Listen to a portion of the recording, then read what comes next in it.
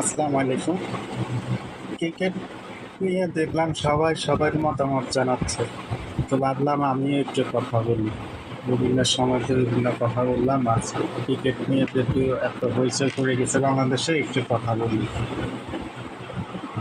সবাই বলতেছে লট নিচ্ছে, দল ঠিক হয় নাই, যে শান্ত লিটন এদেরকে কেন নেওয়া হয়েছে।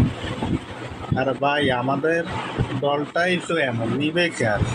আপনার যখন যারে নেওয়া হয় তখন তো সবাই এক ম্যাচ ভালো খেলে 10 ম্যাচ খারাপ খেলে। একমাত্র তামিম ইকবাল, মাহমুদুল্লাহ, এই ওনারা হয়তো একটু ভালো খেলছে। মাহমুদুল্লাহ রিয়াদও ওনার ধারাবাহিকতা ছিল না, হয়তো এখানে একটু ভালো খেলতেছে।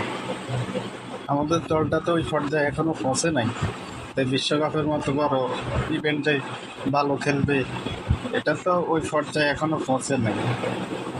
এখন যারাই নেবে, আপনি ধরেন শান্তকে বাদ দিয়ে অন্য একজনকে নেবে, অন্য একজনকে বাদ দিয়ে অন্য একজনকে নেবে, লিটনকে বাদ দিয়ে অন্য একজনকে নেবে। সবাই এমন, কোনো ধারাবাহিকতা নাই। এক ম্যাচ খেলে 10 ম্যাচ খারাপ খেলে।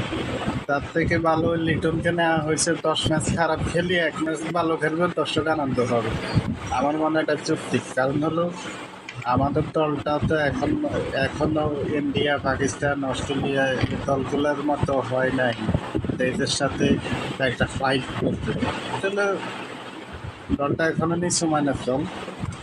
এই খেলার জন্য উপযুক্ত হয়েছে জিম্বাবু, আয়ারল্যান্ড, এইসব এইসব কিছু দলের সাথে একটু ভালো খেলে। আপনার ওই অবস্থানে এখনো যায় নাই।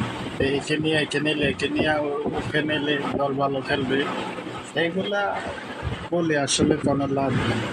আপনি যাকেই নেওয়া হতো না কেন, ওই দল বিশ্বকাপে জায়গা শুধু একটা দুটা ম্যাচ জিতবে, ওই নিচু মানের দলগুলোর সাথে হয়তো একটা দুটা ম্যাচ জিতবে। এত আশা আশা করে লাভ নেই। এত আশা দিয়ে কি করবেন? কোনো কিচ্ছুই হবে না। আপনার বাংলাদেশ 100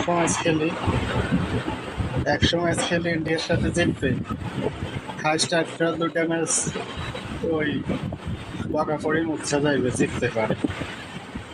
এগুলো বলে লাভ নাই। বাংলাদেশ যদি 50 ম্যাচ পাকিস্তানের সাথে খেলে, আপনার ওই 48টা হারবে, এগুলো বলে লাভ আছে?